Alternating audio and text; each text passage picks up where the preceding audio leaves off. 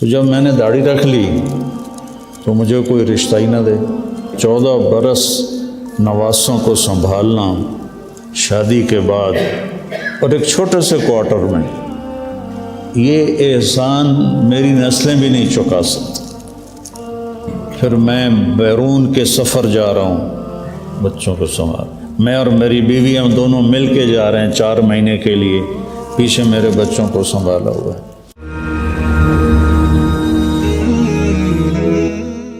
مبشر مدثر کی جو والدہ ہیں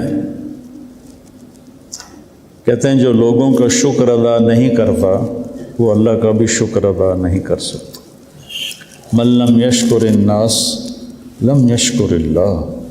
اگر تم لوگوں کا احسان نہیں مانتے اور ان کا شکر ادا نہیں کرتے ہو تو تم اللہ کے شکر گزار بھی کبھی نہیں بن سکتے۔ اللہ کی بندی کو جنت الفردوس عطا فرمائے۔ انہوں نے میری شادی کی، میرا ماحول دیہاتی ذمہ دارا، اور میں جب 4 مہینے لگا کے گھر گیا تو چھوٹے بچے بھاگ کے مجھے ملنے آئے، تو مجھے دیکھ کے سارے واپس دوڑ گئے کہ بھوت آ گیا، میری داڑھی پہ بھوت آ گیا۔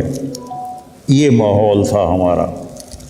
تو جب میں نے داڑھی رکھ لی تو مجھے کوئی رشتہ ہی نہ دے، اپنے کہ تو مولوی بن گیا اسی طرح ہی رشتہ دے۔ تو مبشر کی امی نے اپنی بیٹی مجھے دی، اور میری زندگی اس وقت کانٹوں کی سیج تھی، میں کانٹوں پہ چل رہا تھا۔ انہوں نے اپنی بیٹی کانٹوں پہ چلا دی میرے ساتھ۔ اس قدر میری مشقت اور مجاہدے کی زندگی تھی کہ اب میں سوچتا بھی ہوں تو حیران ہوتا ہوں کہ اللہ نے کیسے گزروا دی۔ ان کی ساری فیملی نے ان کی مخالفت کی، اس اللہ کی بندی اکیلی نے سٹینڈ لیا اور مجھے اپنی بیٹی دی۔ اب میں رائے میں زندگی وقف کر چکا تھا، میں جاؤں تو اسے کہاں چھوڑوں؟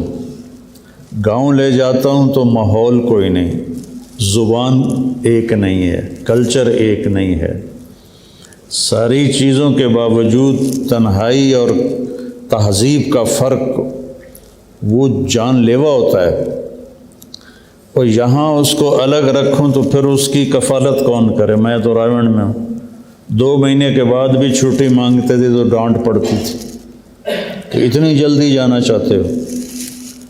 شادی کے بعد 2 ہفتے گزار کے میں رائمنڈ گیا تو عبدالوہاب صاحب نے میری کلاس لی کہ تو 2 ہفتے لا کے آ گیا، اتنی دیر کر دی تھی۔ تو ایسا ماحول، تو انہوں نے اپنی بیٹی کو اپنے گھر رکھا، میرے بچوں کو سنبھالا۔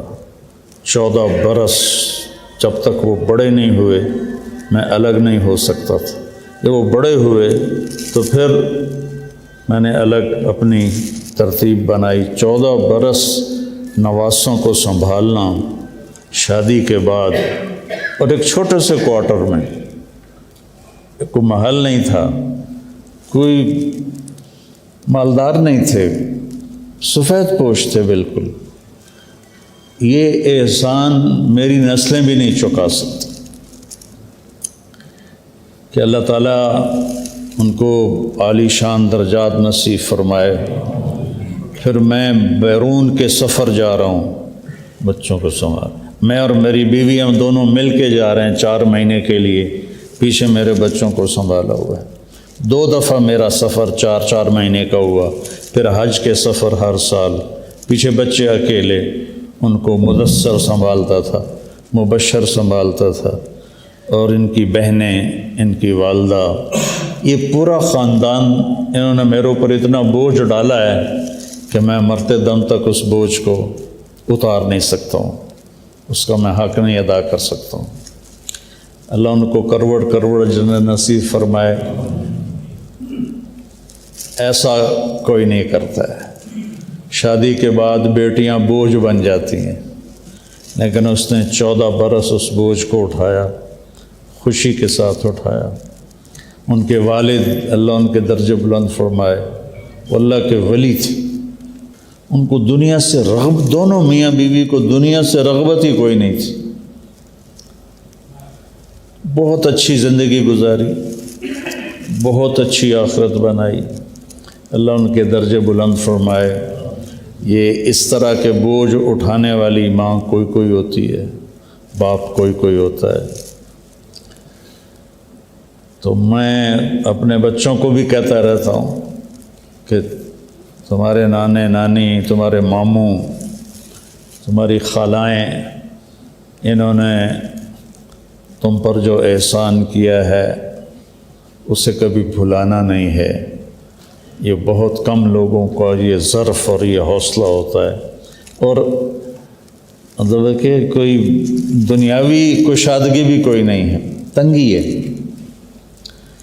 تو اللہ ان کو کروڑ جنت نصیب فرمائے۔ میں جو دنیا میں پھرنے کے حوصلے میرے اندر آئے تو ان کی وجہ سے، اگر میرے بچے سنبھالے نہ جاتے تو میں تو سفر نہیں کر سکتا تھا۔ میرے بچے کے ماموں نے، خالاؤں نے، نانی نے، نانا نے بچوں کو سنبھالا، اور میں پوری دنیا میں اللہ نے مجھے پھرایا، اور اللہ نے میری آواز کو پورے عالم میں پہنچایا، لگایا۔ والدین چلے جائیں تو ان کے لیے ایصال ثواب کرتے رہنا چاہیے۔ میرے والد فوت ہوئے تو میں نے 10 نفل ان کے لیے پڑھنے شروع کیے روزانہ۔ پھر میری والدہ فوت ہوئیں تو 10 نفل ان کے لیے شروع کیے۔ یہ پچھلے دنوں میں بیمار ہو گیا ہوں سر درد کی وجہ سے، تو میرے نفل چھوٹ گئے۔ تو میں نے اپنے باپ کو خواب میں دیکھا، کہہ رہے میرا خرچہ ہی بند کر دیتا ہی، مجھ سے کہہ رہے میرا خرچہ ہی بند کر دیتا ہی، ساری زمین تو تینوں دے دیتی آئی، میرا خرچہ ہی بند کر دیتا ہی۔ میری آنکھ کھلی تو مجھے فوراً پتہ چلا کہ میرے نفل چھوٹے ہوئے ہیں، تو سر درد کی وجہ سے میں پڑھ نہیں پا رہا تھا۔ تو اب جو تلافی ہے وہ ہے ایصال ثواب سے۔ ان کے لیے آپ نفل پڑھیں، صدقہ دیں، دعا کریں، بہن بھائی آپس میں محبت سے رہیں، اس سے والدین کی روح کو ٹھنڈک پہنچتی ہے۔ اللہ تعالیٰ ان کے درجے بلند فرمائے۔ اللہم لک الحمد کما انت اہلہ، فصلی علی محمد کما انت اہلہ، وفعل بنا ما انت اہلہ، انک اہل التقوی و اہل المغفرہ۔ اللہم اغفر لہا ورحمها وابدلها دارا خیرا من دارها ومالا خیرا من مالها واہلا خیرا من اہلها۔ یا اللہ تو مبشر اور مدثر کو دنیا آخرت کی عالی شان درجات نصیب فرما، ان کی قبر کو روشن فرما، دونوں میاں بیوی کو اعلیٰ علیین میں جگہ نصیب فرما، جنت الفردوس ان کا مقام بنا۔ دنیا میں جو ان کے انسان بشر کمیاں کوتاہیاں ہوئیں وہ اپنے فضل سے معاف فرما، اور اجالا سارا دن وہ قرآن پڑھتی تھیں، ہم اس کے گواہ ہیں، اور جس کا قرآن کے ساتھ دل لگ جاتا ہے وہ تیرا محبوب بن جاتا ہے۔ وہ تیری محبوب بندی تھی کہ سارا دن قرآن پڑھنا، 2 دن میں 3 دن میں قرآن ختم کرنا۔ ان کی اس نیکی کو قبول فرما، اور ان کو جنت الفردوس کے بھی عالی مقام نصیب فرما۔ ہم میں سے جتنوں کے والدین تیرے پاس آ گئے ہیں سب کی بخشش فرما، ہمارے رشتہ داروں کی بخشش فرما، اور جتنا ہم یہ مجمع بیٹھا ہے جب ہمارے دنیا سے جانے کا وقت آئے تو ہمیں بھی ایمان پہ خاتمہ نصیب فرما۔ صلی اللہ تعالی نبی الکریم آمین۔